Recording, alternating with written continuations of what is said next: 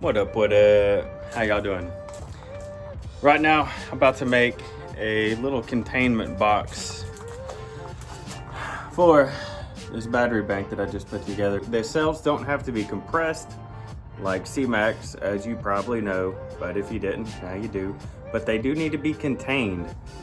I got some like 13 ply birch over here that I'm about to rip, and it's gonna be snug. Mount it on its side and it's not gonna fall out. This is 15 1/4.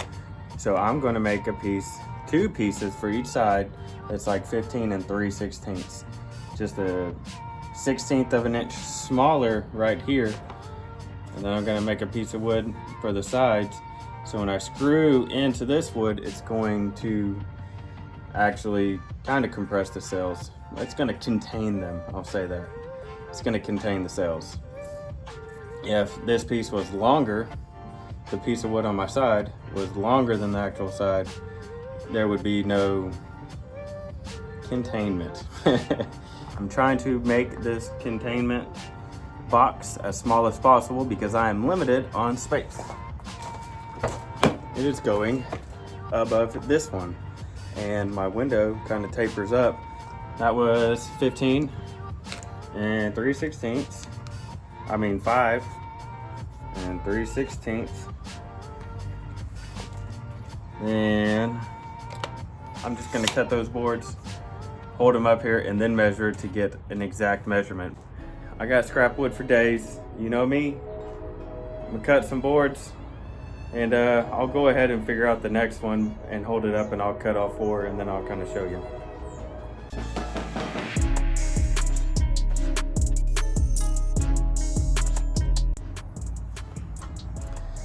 All right, so I got my pieces.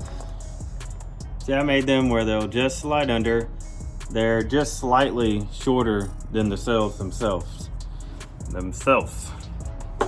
So I'll go on each side,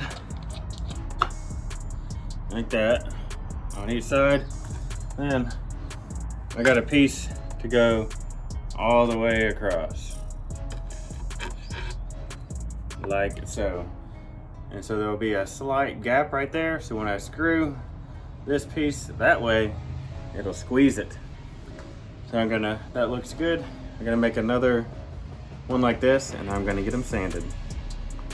And then once I figure all that, and then I'll get my bottom piece, because it's gonna have to be mounted to something, right? So I'm gonna cut that real quick, and then we'll sand.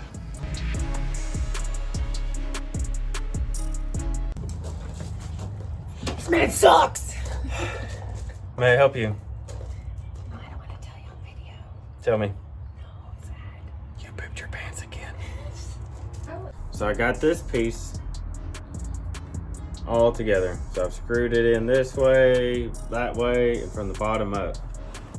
This piece right here that goes on the end. See, I got that little gap right there. That 1/16 of an inch. That is what's gonna give me my containment, I'll say, / slight compression, just to keep this battery from falling out.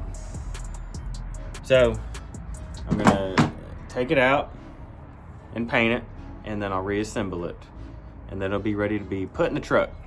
That's right. Well, it's painted, it's in there.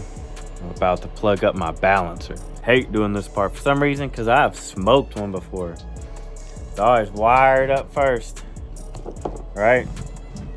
And then I plug it up. So let's see. Fingers crossed they don't blow up.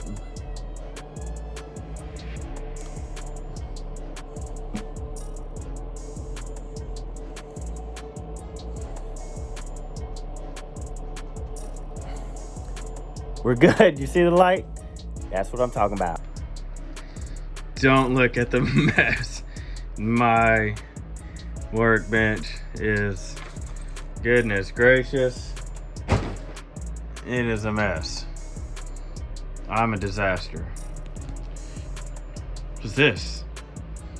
What's this right here? Daggum, what is that? I got me some plexiglass. It's about I don't know, 3/16 or something. I work at a metal fabrication shop and got a lot of tools and machines. And so plexiglass, like up to, well, made for up to a 1/4 inch, I can just put it in a brake and I can actually just bend it by hand. So that's what I did here. But, so I got it marked. I'm gonna leave this paper on, drill some holes.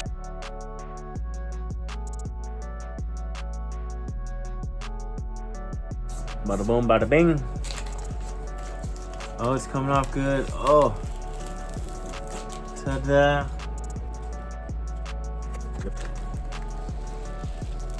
Oh yeah.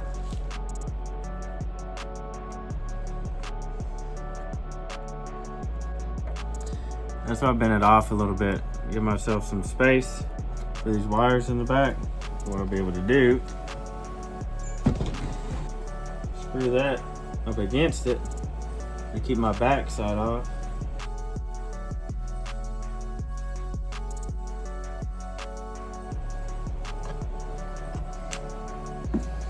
Like I said, excuse the mess. But